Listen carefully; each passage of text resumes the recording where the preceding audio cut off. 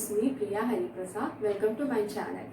ഇന്ന് ഞാൻ നിങ്ങളുടെ മുന്നിൽ എത്തിയിരിക്കുന്നത് എല്ലാ തരത്തിലുള്ള കോമ്പറ്റേറ്റീവ് എക്സാമിനേഷൻസിനും വളരെ ഹെൽപ്ഫുൾ ആയിട്ടുള്ള ഒരു വീഡിയോയുമായിട്ടാണ്.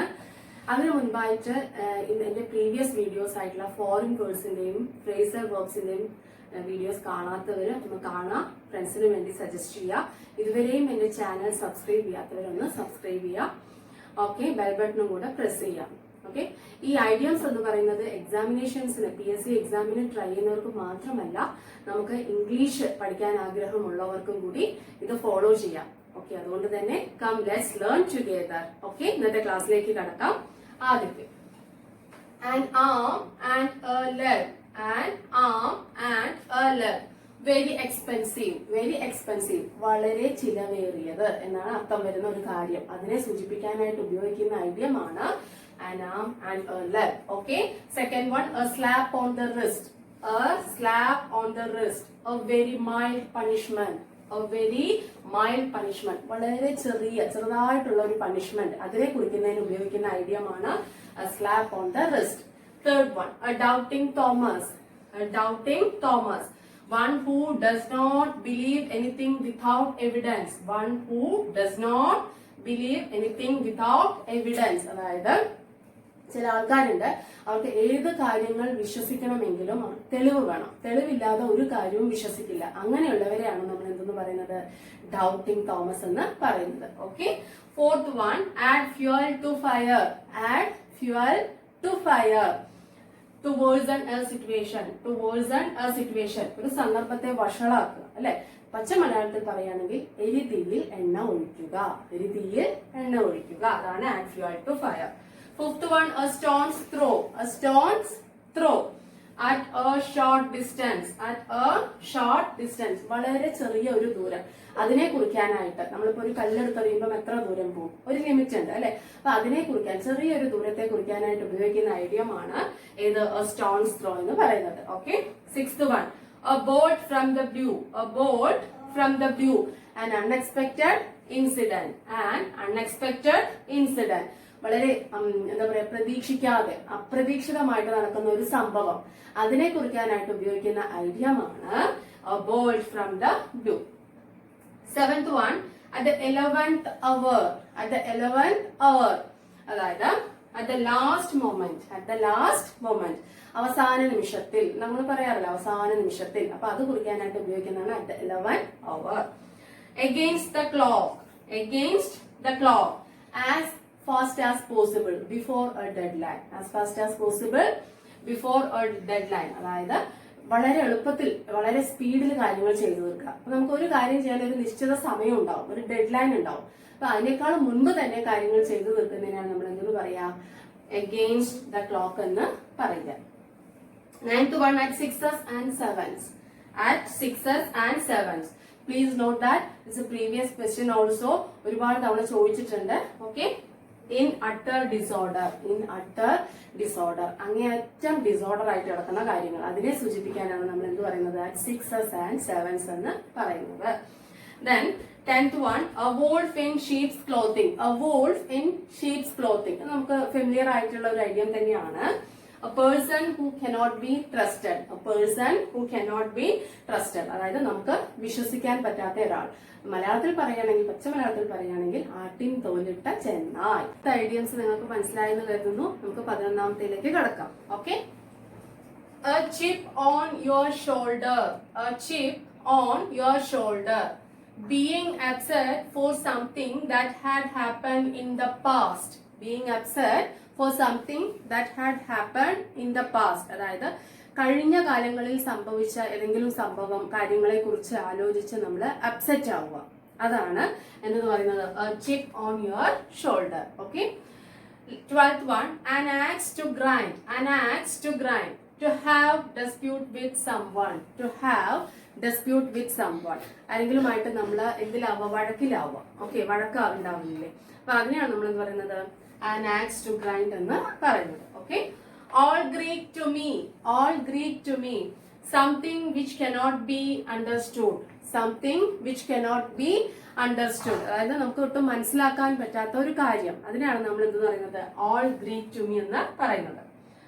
at the drop of a hat, at the drop of a hat, showing readiness to do something, showing readiness to do something. അതായത് നമ്മൾ എന്തെങ്കിലും ഒരു കാര്യം ചെയ്യാനായിട്ട് നമ്മൾ റെഡി ആയിട്ടിരിക്കുന്നില്ല, അപ്പൊ അതിനെയാണ് നമ്മൾ ആ റെഡിനെസ് കാണിക്കുന്നതിനാണ് നമ്മൾ എന്തെന്ന് പറയുന്നത് at the drop of a hat എന്ന് പറയുന്നത്. Okay, 15th one, at one's wits end, at one's wits end, not knowing what to do, not knowing what to do. അതായത് എന്ത് ചെയ്യണമെന്ന് അറിയാതെ, നമ്മൾ മലയാളത്തിൽ പച്ച മലയാളത്തിൽ പറയുകയാണെങ്കിൽ ഗത്യന്തരമില്ലാതെ, അതാണ് at one's wits end എന്ന് പറയുന്നത്.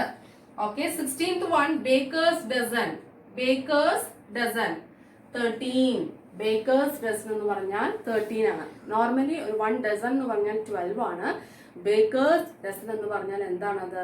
13 ആണ്. Okay, then 17th one, blue moon, blue moon, a rare event, blue moon, a rare event, അതായത് വളരെ യാദൃശ്ചികമായിട്ട് മാത്രം വല്ലപ്പോഴും മാത്രം സംഭവിക്കുന്ന ഒരു സംഭവം, ഒരു കാര്യം, അതിനെയാണ് നമ്മൾ ബ്ലൂ മൂൺ പറയുന്നത്.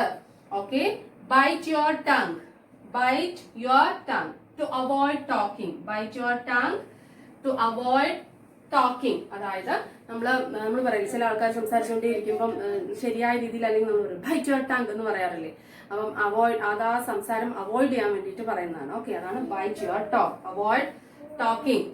Okay, burn one's fingers, burn one's fingers, get oneself into trouble, get oneself into trouble. അതായത് ആരെങ്കിലും ഒരു ട്രബിളിൽ അകപ്പെടുക, എന്തെങ്കിലും ഒരു പ്രശ്നത്തിൽ അകപ്പെടുക, അതിനെയാണ് നമ്മൾ എന്ത് പറയുന്നത്? ബേൺ വൺസ് ഫിംഗേഴ്സ് എന്ന് പറയുന്നത്. Okay, then beat a dead horse, beat a dead horse, to force an issue that has already ended, to force an issue that has already ended, അതായത് ഓൾറെഡി അവസാനിച്ച ഒരു വിഷയത്തെ നമ്മൾ വീണ്ടും കുത്തിപ്പൊക്കുക എന്ന് പറയത്തില്ലേ, അപ്പൊ അതിനെയാണ് നമ്മൾ എന്തെന്ന് പറയുന്നത്? ബീറ്റ് എ ഡെഡ് ഹോഴ്സ് എന്ന് പറയുന്നത്. Okay, beating around the Bush, beating around the Bush, avoiding the main topic, avoiding the main topic, അതായത് നമ്മള് കാര്യം എന്താണോ അതിലേക്ക് കടക്കാതെ വളച്ചു കെട്ടി സംസാരിക്കുക, അതിനെയാണ് ബീറ്റിംഗ് അറൌണ്ട് ദ ബുഷ് എന്ന് പറയുന്നത്. burn the candle both the ends, burn the candle both the ends, go to bed late and get up early, go to bed late and get up early. എന്നുവെച്ചാൽ നമ്മൾ ഉറങ്ങാനായിട്ട് വളരെ വൈകി പോവുകയും താമസിച്ചു പോവുകയും ഉറങ്ങുകയും എണീക്കുമ്പോൾ നേരത്തെ എണീക്കുകയും ചെയ്യുക, അതിനെയാണ് burn the candle both the ends എന്ന് പറയുന്നത്. Then 23rd one, come off with flying colors, come off with flying colors, be highly successful, be highly successful. വിജയ ശ്രീലാളിതനായിട്ട് വരിക എന്നൊക്കെ പറയില്ലേ, നമ്മള് വിജയം കൊണ്ടുവരിക, അതിനെയാണ് നമ്മൾ come off with flying colours എന്ന് പറയുന്നത്. 24th one, cry over split milk, cry over split milk, regret over a past action, regret over a past action, അതായത് കഴിഞ്ഞു പോയ കാര്യത്തെ കുറിച്ച് ആലോചിച്ചിട്ട് നമ്മൾ റിഗ്രറ്റ് ചെയ്യുക, അതിനെ കുറിച്ച് വറി ചെയ്തുകൊണ്ടിരിക്കുക, അതാണ് നമ്മൾ ഒരു മലയാളത്തിൽ അങ്ങനെ ഒരു ശൈലിയുണ്ട്, ചത്ത കുഞ്ഞിന്റെ ജാതകം നോക്കുക, പ്രയോജനമില്ലാത്തൊരു കാര്യമാണ് അത്, അല്ലേ? അപ്പം അതാണത്, cry over split milk. Okay, 25th one, cock and bull story, ഇത് പ്രീവിയസ് ക്വസ്റ്റ്യൻ ആണ്.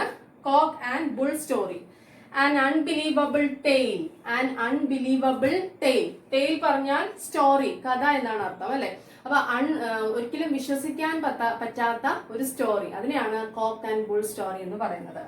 26th one, call a spade a spade, call a spade a spade, speak frankly and directly, speak frankly and directly, അതായത് വളരെ open ആയിട്ട് Frank ആയിട്ട് direct ആയിട്ട് സംസാരിക്കുക, അതിനെയാണ് call a spade എന്ന് പറയുന്നത്. Okay, 27th one, dark horse, dark horse, a little known person who unexpectedly becomes successful, a little known person who unexpectedly becomes successful, അതായത് വളരെ കുറച്ച് അറിവുള്ള ആള്, അയാളുടെ അറിവ് കൊണ്ടല്ലാതെ യാദൃശ്ചികമായിട്ട് ഭാഗ്യം കൊണ്ട് തന്നെ എന്തെങ്കിലും വിജയത്തിലേക്ക് എത്തുക, അതിനെയാണ് നമ്മൾ എന്തെന്ന് പറയുന്നത്? ഡാർക്ക് ഹോഴ്സ് എന്ന് പറയുന്നത്.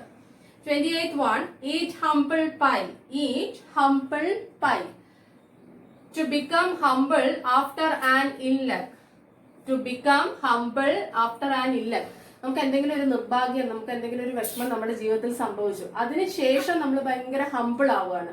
അതിനെയാണ് നമ്മൾ എന്തെന്ന് പറയുന്നത്, ഈറ്റ് ഹംബിൾ പൈ എന്ന് പറയുന്നത്. Okay. 29th one, flesh and blood. Flesh and blood. Someone related to blood. Someone related to blood. നമ്മൾ blood relation എന്നൊക്കെ പറയില്ലേ, അതാണ് ഈ flesh and blood എന്ന് പറയുന്നത്. 30th one, fish in troubled waters. Fish in troubled waters. എന്താണ് fish in troubled waters എന്ന് പറഞ്ഞാൽ? Make profit while others are in trouble. Make profit while others are in trouble. അതായത് മറ്റുള്ളവർ എന്തെങ്കിലും പ്രശ്നത്തിൽ അകപ്പെട്ടിരിക്കുന്ന സമയത്ത് നമ്മൾ അതിലൂടെ എന്തെങ്കിലും ലാഭം കൊയ്യാനായിട്ട് ശ്രമിക്കുക. അതാണ് ഫിഷ് ഇൻ ട്രബിൾ വാട്ടർ എന്ന് പറയുന്നത്. വൺ വീഡിയോയില് ഞാൻ ഒരു 30 ഐഡിയംസ് ആണ് എക്സ്പ്ലെയിൻ ചെയ്തിരിക്കുന്നത്. ഇനി അഗെയിൻ ഒരു 30 or more ഐഡിയംസ് എക്സ്പ്ലെയിൻ ചെയ്യാനുണ്ട്. അത് ഞാൻ പാർട്ട് വീഡിയോയിൽ ചെയ്യുന്നതാണ്. അപ്പൊ എല്ലാവരും ഈ വീഡിയോ കാണുക, കേട്ടും കണ്ടു പഠിക്കാൻ നിങ്ങൾക്ക് തീർച്ചയായിട്ടും യൂസ്ഫുൾ ആണ്. Okay friends, thank you. Part 2 വീഡിയോയിലൂടെ നമുക്ക് വീണ്ടും കാണാം.